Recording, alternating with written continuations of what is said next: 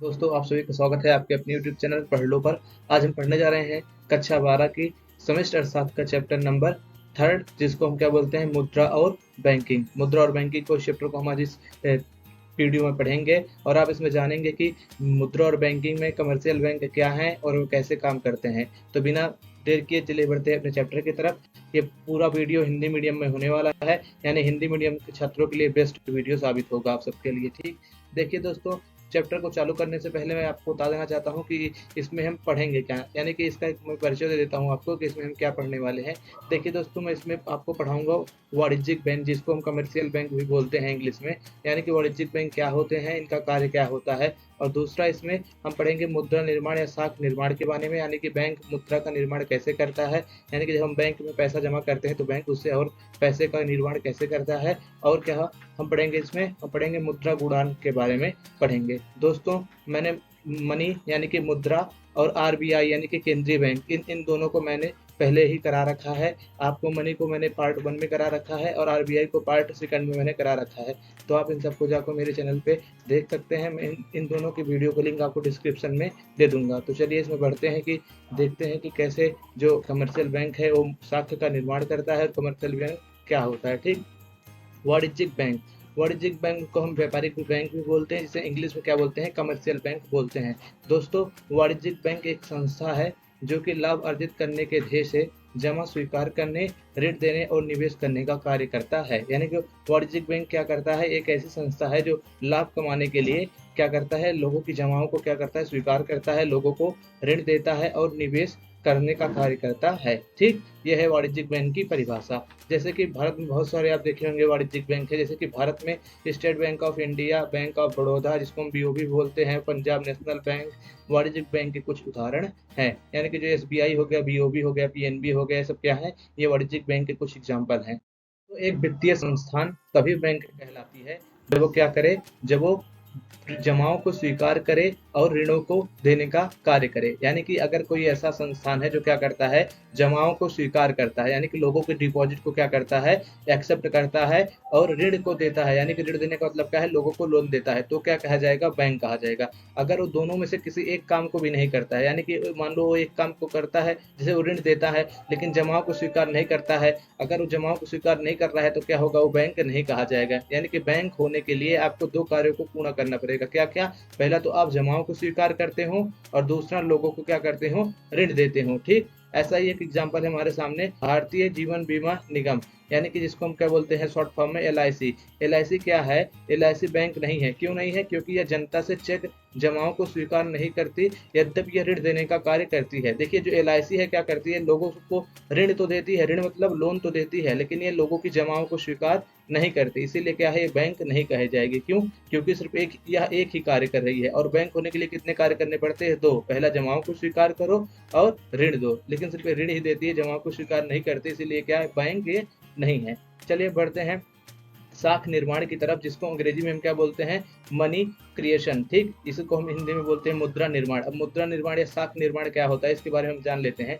देखिए, जब आप बैंक में जाते हैं और अपने पैसे को जमा करते हैं, तो आप जितना बैंक में प्रारंभ में जमा करते हैं, बैंक उससे क्या करता है, उससे बहुत ज़्यादा रुपए क्या करता है, बना लेता है। सपोज दैट आपने बैंक में 1000 रुपये जमा किए, तो बैंक उससे क्या करेगा, 10,000 रुपये का निर्माण कर देगा। जो बैंक ने 10,000 रुपये का निर्माण किया है, यानी कि कितना है, आपके प्रारंभिक जमाओं से 10 गुना है। यानी कि आपने 1000 जमा किया था, उससे बैंक ने 10,000 रुपये क्या कर लिए, बना लिए। तो इसी को क्या बोलते हैं, 10,000 जो 10 गुना आया है, इसको बोलते हैं मुद्रा गुणक। ठीक, समझ गए ना, साख सृजन कैसे करते हैं बैंक। देखिए, अब इसको परिभाषा देख लेते हैं मुद्रा निर्माण की। मुद्रा सृजन रहेगा, यहाँ पर सृजन है, यहाँ पर आप जान जाइएगा सृजन रहेगा।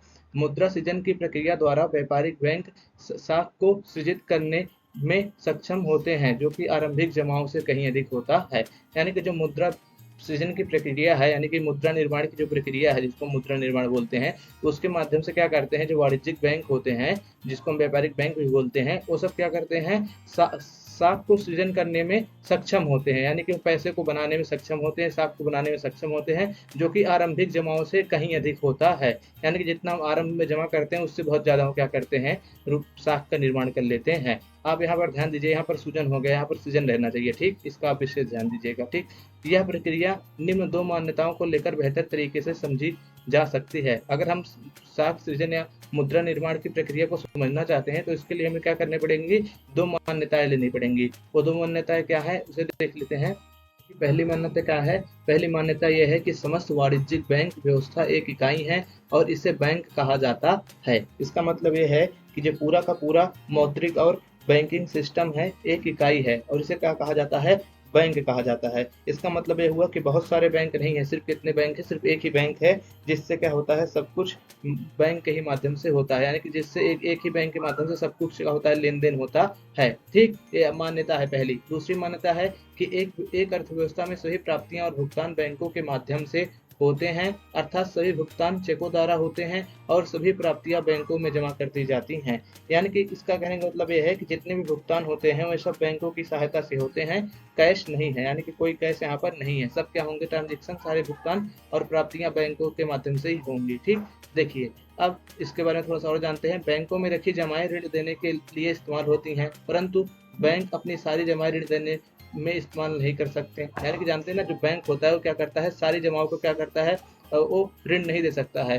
कुछ जमाओं का क्या करता है, वो ऋण देता है और कुछ जमाओं को क्या करता है, वो अपने पास ही रखता है। ठीक, देखिए बैंकों के लिए कानूनी तौर पर अपने जमाओं से कुछ न्यूनतम हिस्से को कोष के रूप में रखना अनिवार्य होता है। यानी कि जो बैंक होते हैं वो कानूनी रूप से बाध्य होते हैं तो क्या करें कि वो कुछ कोष को अपने पास क्या रखें, यानी कि कुछ कोष को अपने पास आरक्षित रखें।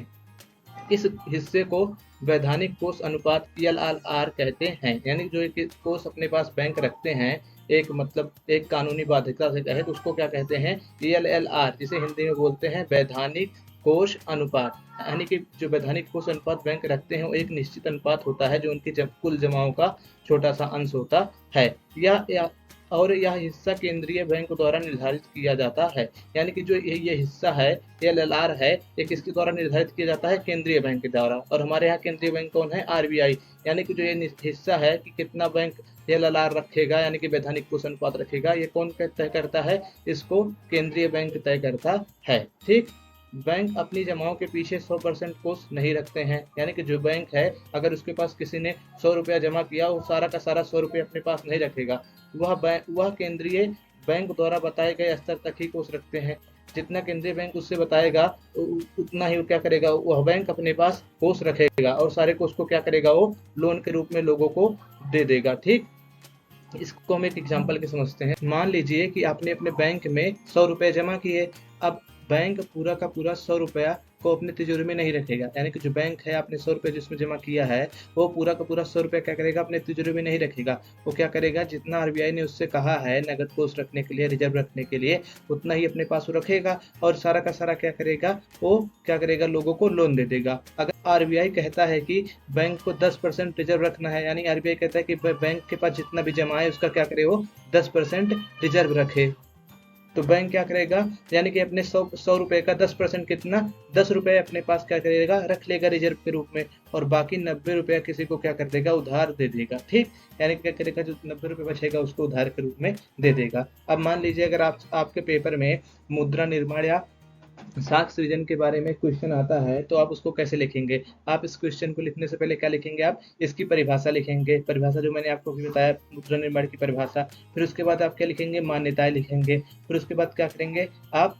टेबल लिखेंगे, टेबल एक बनाएंगे। टेबल जो मैं आपको यहाँ पर बताने जा रहा हूँ, जो टेबल मैंने यहाँ पर बना रखी है आप देख रहे हैं, इस टेबल को ही आपको बताने जा रहा हूँ। फिर क्या करेंगे, आप इस टेबल को बनाएंगे। फिर उसके बाद क्या करेंगे, इस टेबल को आप क्या कर देंगे, इसका एक्सप्लेनेशन दे देंगे, यानी कि इसकी क्या कर देंगे, आप व्याख्या दे देंगे इस टेबल की। उसके साथ ही आपका क्या हो जाएगा, आंसर पूरा हो जाएगा, आपको पूरे के पूरे नंबर मिलेंगे। ठीक, चलिए अब देखते हैं बैंक कैसे क्या करता है, साख का सृजन करता है। मान लीजिए बैंक में किसी ने क्या किए, प्रारंभिक जमा के रूप में, यानी कि शुरू में उसने जाके कितने रुपये जमा करे, बैंक में 1000 रुपये जमा किए। यानी कि जो बैंक में प्रारंभिक जमाएं हैं वो कितनी हैं, और 1000 रुपये हैं। ठीक, और हम मान लेते हैं जो बैंक में नगद कोष रखना है, यानी कि जो उसको कुछ RBI कहता है ना अपने पास रुपए रखने के लिए, मान लीजिए वो नगद कोष उसको कितने रखने की जरूरत है, 20% रखने की जरूरत है। यानी कि जो उसको LLR रखना है वो कितना है, LLR उसको 20% रखना है। तो बैंक क्या करेगा, 1000 का 20% क्या करेगा, अपने पास रखेगा। यानी कि 1000 का 20% 200 रुपये, 200 रुपये क्या करेगा, वो अपने पास रखेगा। यानी कि 200 रुपये अपने पास रख लेगा और 200 रुपये के अलावा जितने भी रुपए उसके पास बचेंगे, यानी कि अगर वो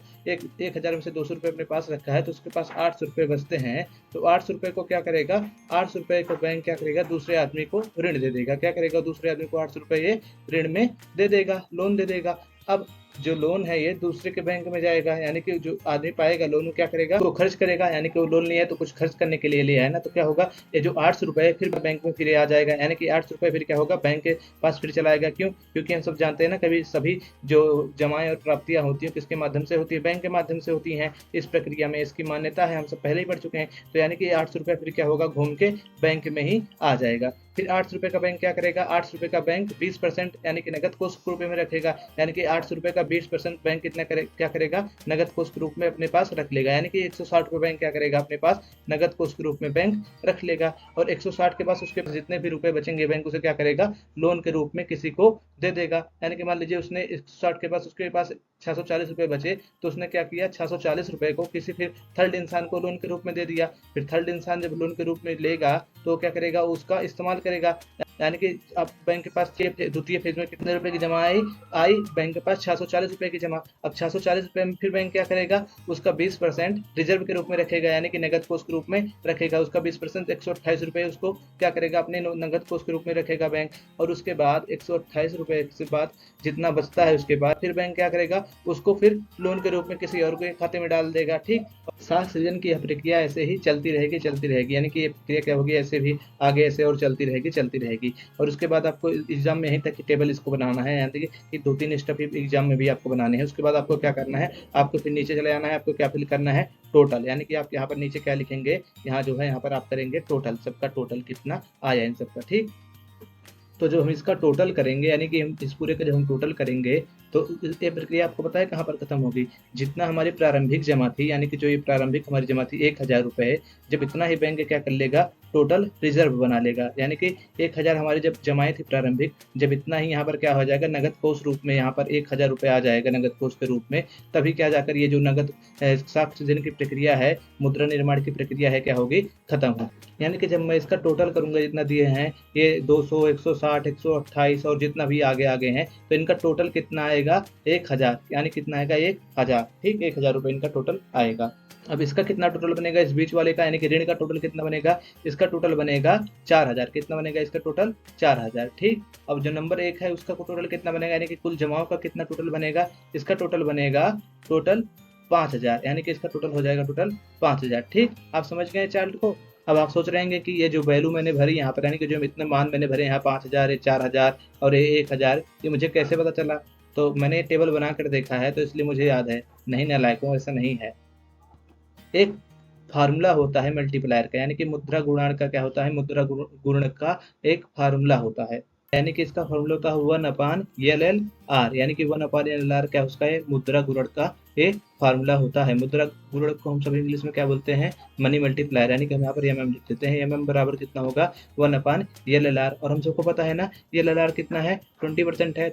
LLR 20% था ना, तो 20% को ऐसे लिख सकते हैं ना, 20/100। ठीक, तो इसको जो हम सॉल्व करेंगे, यानी कि जो इसको हम कर करके ऐसे सॉल्व करेंगे, कितना आएगा, 0.2% आएगा। यानी कि कितना आ जाएगा, 0.2%। तो हम क्या लिखेंगे, मनी मल्टीप्लायर बराबर 1/0.2%, यानी 1/0.2, यानी कि 1/0.20। ठीक, 1/0.20। फिर इसके बाद हम इसको सॉल्व करेंगे, तो सॉल्व करने पे कितना आ जाएगा, जब इसको डिवाइड देंगे तो कितना हो जाएगा, 5 टाइम्स हो जाएगा। कितना, 5 टाइम्स, यानी 5 गुना। मुझे मालूम था कि अगर LLR 20% है तो मनी कितना परसेंट मल्टीप्लाई होगा, कितना गुणा होगा, 5% गुणा होगा। यानी कि कितना होगा, 5000 गुणा होकर टोटल जमाएं बनेंगे। इसीलिए मैंने यहाँ पर क्या कर दिया, टोटल जमाएं 5000 भर दिया।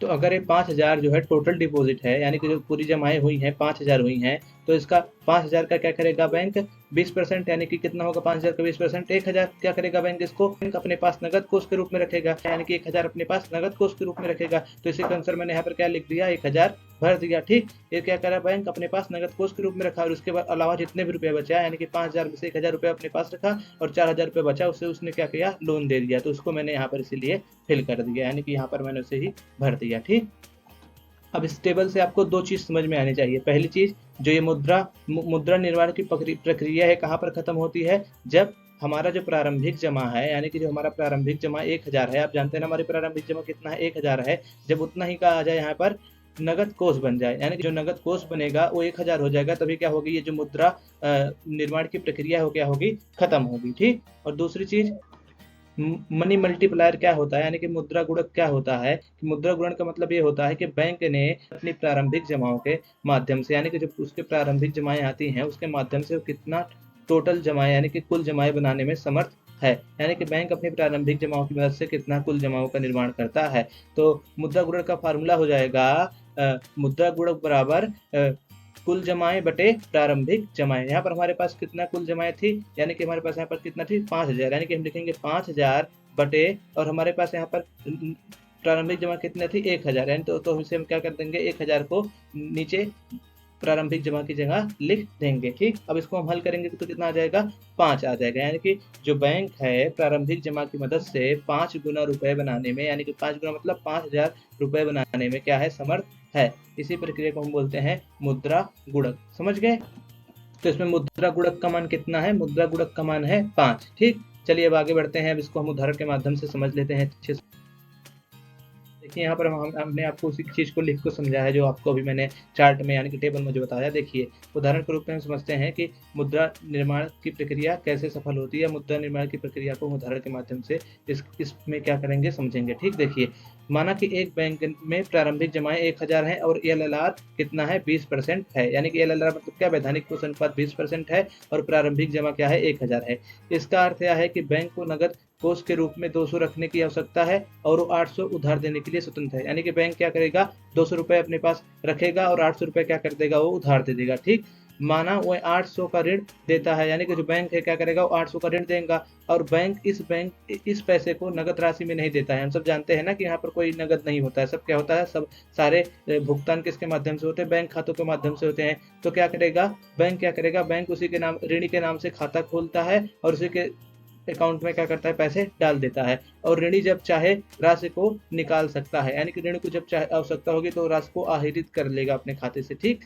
अब मान लीजिए ऋणी ने 800 की सारी राशि भुगतान करने के लिए निकाल लिया, यानी कि मान लीजिए जो ऋणी है वो क्या करता है, 800 रुपए भुगतान करने के लिए निकाल लेता है और फिर चूंकि सभी सौदे बैंक के माध्यम से होते हैं तो ऋणी द्वारा भुगतान की गई राशि जिन्होंने यह भुगतान लिया है उनके खातों में के रूप में पुनः बैंक में आ जाएगी, यानी कि जब ऋणी जो जिसको भी ये पैसे देगा, जो भी सामान लेगा या किसी भी चीज के लिए, तो जिसको भी पैसे देगा तो पैसा क्या होगा, उस इंसान के बैंक में चला जाएगा। अब फिर यहाँ पर क्या होगा, यहाँ की बैंक की मांग जमाएं जो है वो 8% 800 से फिर क्या हो जाएंगी, बढ़ जाएंगी, यानी कि जो उसकी मांग जमा है फिर क्या होगी, दूसरे राउंड में 800 रुपए से बढ़ जाएगी।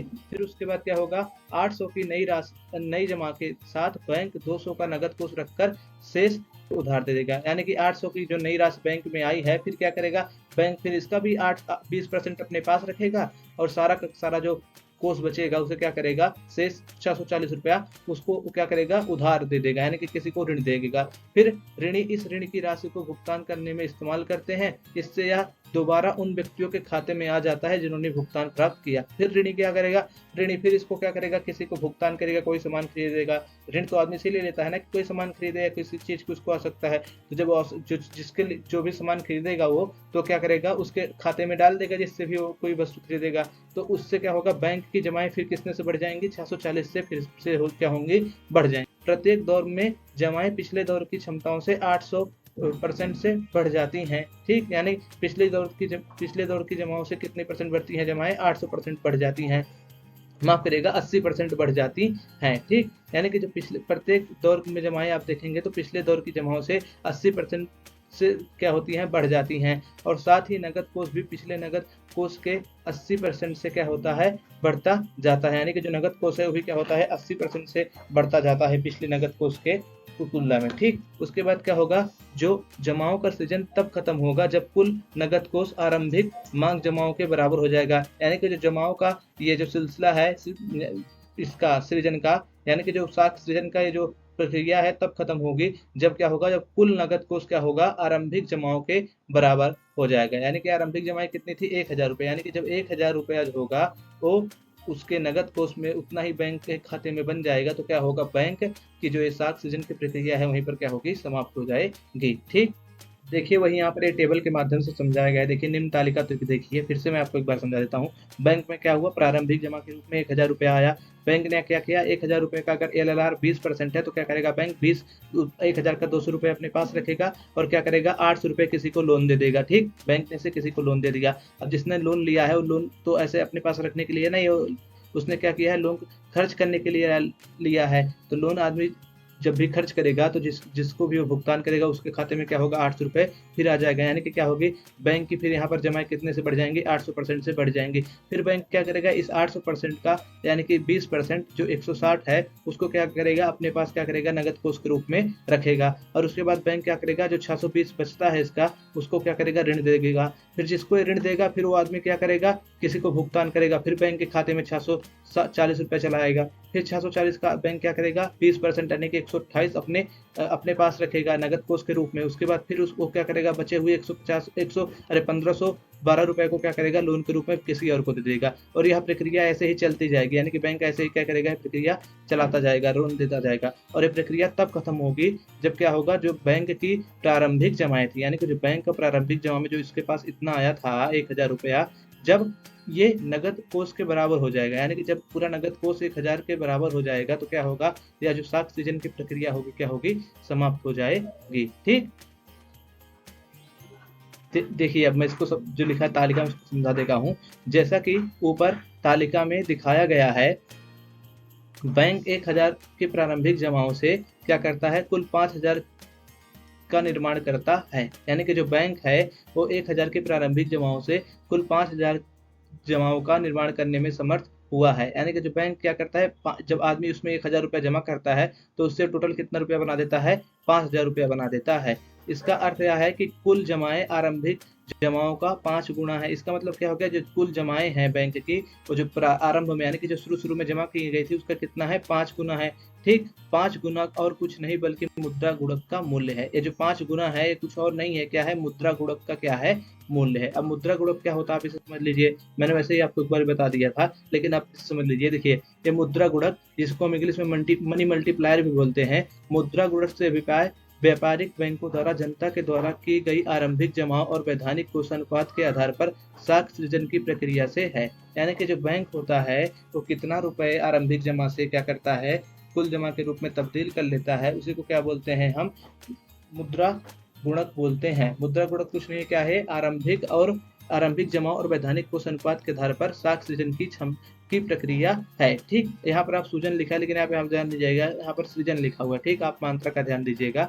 देखिए इसकी गणना हम निम्न प्रकार से करते हैं, यानी कि अगर आपको मनी मल्टीप्लायर निकालने को कहा जाएगा, मुद्रा गुणक निकालने को कहा जाएगा तो आप इस फार्मूले का प्रयोग करेंगे। कौन से, मुद्रा गुणक का फार्मूला होता है 1/LLR, यानी कि 1 वैधानिक कोष अनुपात। वैधानिक कोष अनुपात को इंग्लिश में LLR बोलते हैं शॉर्ट फॉर्म में। ठीक, देखिए अब दिए गए उदाहरण में LLR 200% 20% है, जैसा कि हमने देखा था ना पिछले उदाहरण में कितना था, उसमें LLR 20% था। तो 20% को हम क्या लिख सकते हैं, 0.2 लिख सकते हैं। ठीक, अब यहाँ पर क्या होगा, इसीलिए क्या हो जाएगा, जो मुद्रा गुणांक है उसका मूल्य कितना हो जाएगा, 1/0.2। ठीक, यानी कि 1/0.2, और जब इसको हम हल करेंगे तो कितना आएगा, 5 आएगा। यानी कि यह दर्शाता है कि कोष में रखी गई मुद्रा की प्रत्येक इकाई से बैंक मुद्रा की 5 इकाई का निर्माण करने में समर्थ होता है। यानी कि बैंक, इससे यह पता चलता है जो बैंक है उसमें मुद्रा की जितनी भी इकाई रखी गई है उससे क्या करता है, बैंक 5 इकाई मुद्रा का निर्माण कर सकता है। ठीक, अब इससे यह पता चलता है जो मुद्रा गुणक है उसका मूल्य LLR से निश्चित किया जाता है। यानी इससे यह पता चलता है कि जितना LLR ज्यादा होगा उतना ही क्या होगा, बैंक मुद्रा कम बना पाएगा, और अगर LLR कम है तो बैंक क्या होगा, मुद्रा ज्यादा बना पाएगा। ठीक, यानी कि LLR का मूल्य जितना ज्यादा होगा मुद्रा गुणक का मूल्य उतना कम होगा। यानी LLR अगर ज्यादा है तो मुद्रा गुणक का मूल्य क्या होगा, कम होगा। ठीक, और अगर मान लीजिए बैंकिंग व्यवस्था में LLR का मूल्य क्या है, बहुत कम है, तो क्या होगा, मुद्रा गुणक का मूल्य ज्यादा होगा। ठीक, और बैंकिंग व्यवस्था द्वारा मुद्रा का निर्माण होगा। ठीक, कम मुद्रा का निर्माण होगा, समझ गए ना। यानी कि LLR का मूल्य जितना ज्यादा होगा मुद्रा गुणक का मूल्य उतना कम होगा, और बैंकिंग व्यवस्था द्वारा मुद्रा का निर्माण उतना ही क्या होगा, कम होगा। ठीक, और इससे आप जान लीजिए मुद्रा गुणक और एलएलआर में कैसे संबंध है, विपरीत संबंध है। यानी एलएलआर ज्यादा होगा तो मुद्रा गुणक कम होगा, और मुद्रा गुणक अगर एलएलआर कम होगा तो मुद्रा गुणक क्या होगा, ज्यादा होगा। अब चलिए आइए आपको मैं कुल जमाओं को निकालने का एक फार्मूला बताता हूँ। ठीक, देखिए कुल जमा निकालना है इस प्रश्न में। इसमें क्या कहा जा रहा है, यदि आरंभिक जमाएं 1000 करोड़ हैं और एलएलआर 30% है, तब कुल जमाओं के निर्माण की गणना करें। यानी कि अगर एलएलआर हमारे पास 30% है और हमारे पास जो प्रारंभिक यानी कि इनिशियल डिपॉजिट है वो 1000 करोड़ रुपए हैं, तो क्या करना है, हमें इसका कुल जमा का कितना निर्माण करेगा बैंक इसके माध्यम से, उसका हमें हल निकालना है। ठीक, अब देखिए यहाँ पर दिया गया है, हम सब जानते हैं कि एलएलआर बराबर 30%, यानी कि जिसको हम क्या लिख सकते हैं, 0.30। ठीक, अब मुद्रा गुणक का मूल्य हम सब जानते हैं ना, मुद्रा गुणक को हम सब क्या बोलते हैं, 1/LLR, यानी मुद्रा गुणक का मूल्य निकालने के लिए हम 1/LLR का क्या करते हैं, प्रयोग करते हैं। ठीक, तो हम यहाँ पर हम वही करेंगे, यानी कि 1/LLR का फार्मूला लगाएंगे। तो देखिए हमारे पास LLR कितना है, 0.03, यानी कि 1/0.30। अब इसको जब हम सॉल्व करेंगे तो कितना आएगा, ये 3.33, यानी कि 3.33 इसका क्या आएगा, मुद्रा गुणांक का मूल आ जाएगा। अब हम जानते हैं कि आरंभिक जमा कितना है, 1000 करोड़ है, और एलएलआर कितना है, 30% है, यानी कि 0.30 है। तो हमारे पास एक फार्मूला होता है कुल जमा निकालने का, कुल जमा बराबर होता है आरंभिक जमा इंटू मुद्रा गुणांक। यानी कि अगर हमें कुल जमा निकालना है तो हम आरंभिक जमा को मुद्रा गुणांक से गुणा कर दें, मुद्रा गुणक जो है उससे गुणा कर दें, तो हमारे पास क्या आ जाएगा, कुल जमा आ जाएगा। आप इसे नोट कर लीजिएगा, ये मुद्रा गुणक का फार्मूला है कि अगर हमें मुद्रा गुणक निकालना है तो हम आरंभिक जमाओं को कुल मुद्रा गुणक से क्या कर देंगे, मतलब गुणा कर देंगे। ठीक, अब देखिए इसमें कुल आरंभिक जमा कितनी थी, हम सब जानते हैं 1000 करोड़, और हमारा मुद्रा गुणक कितना है, 3.33। यहाँ से हमने निकाला मुद्रा गुणक ना, 3.33 निकल के आया। तो इसको क्या कर देंगे, हम गुणा कर देंगे, और गुणा करने के बाद जो मान आएगा वही क्या होगा, इसका कुल जमा होगा। यानी कि यहाँ पर कितना मूल्य आया, 3,330 करोड़ रुपए, यानी कि कुल जमा कितना होगा, 3,330 करोड़ रुपए। दोस्तों इसी के साथ आपका चैप्टर समाप्त होता है। आपको हमारे चैनल पे आने के लिए बहुत बहुत धन्यवाद। अगर आप मनी और आरबीआई के कार्य के बारे में जानना चाहते हैं तो उसकी वीडियो हमारे चैनल पर पहले से अपलोड की जा चुकी है। आप केंद्रीय बैंक यानी कि आरबीआई और मनी के बारे में जाके वीडियो देख सकते हैं, मैं उनके लिंक आपको डिस्क्रिप्शन बॉक्स में दे दूंगा। यदि दोस्तों आप हिंदी माध्यम से हैं और आपको अन्य विषयों की भी वीडियो चाहिए तो आप हमारे चैनल पर विजिट कर सकते हैं। आपको इतिहास, अर्थशास्त्र, राजनीतिक विज्ञान, समाजशास्त्र सभी के वीडियो हिंदी मीडियम में बढ़िया अच्छे से पिक्चर और कार्टून और इमेजेस के साथ क्या हुए हैं, अपलोड किए गए हैं। तो आप वहां पर जाकर हमारे चैनल को विजिट कर सकते हैं, वीडियो देख सकते हैं। आप हमारे चैनल को दोस्तों ज़्यादा से ज़्यादा लाइक शेयर और सब्सक्राइब करिए। दोस्तों हिंदी मीडियम वालों के लिए मैं ही बनाया हूँ चैनल, इतने अच्छे से पढ़ाने के लिए। सब वीडियो में इतना अच्छे से मैं फोटो लगाता हूँ, हर एक चार्ट बनाता हूँ। तो दोस्तों कृपया प्लीज़ इसे लाइक करिए और हमारे चैनल को सब्सक्राइब करिए। और दोस्तों हमारे चैनल को प्लीज़ अपने दोस्तों के पास भी शेयर करिए, जिनसे उन्हें पता चले कि हाँ हिंदी मीडियम में कोई है जो इतना अच्छे से पढ़ा रहा है, सब मेहनत करके। दोस्तों एक वीडियो बनाने में पूरा से पूरा 12 घंटे से ज़्यादा भी लग जाते हैं मुझे। पीपीटी बनाने में इतना टाइम लगता है, फिर उसके बाद उसको लिखना, उसको चार्ट बनाना, फोटो लगाना, ये सब टाइम बहुत ज़्यादा इसमें लग जाता है दोस्तों। इसीलिए दोस्तों आप हमारी मेहनत की कदर करते हुए हमारे चैनल को सब्सक्राइब करिए और अपने दोस्तों के पास शेयर करिए। दोस्तों आप अर्थशास्त्र से संबंधित कोई वीडियो देखना चाहते हैं तो उसकी प्लेलिस्ट हमारे चैनल पर बनी हुई है, आप जाकर देख सकते हैं। दोस्तों इसी के साथ आप पढ़ते रहिए, आपको मिलते हैं हम अपनी अगली वीडियो में। तब तक के लिए पढ़ लो।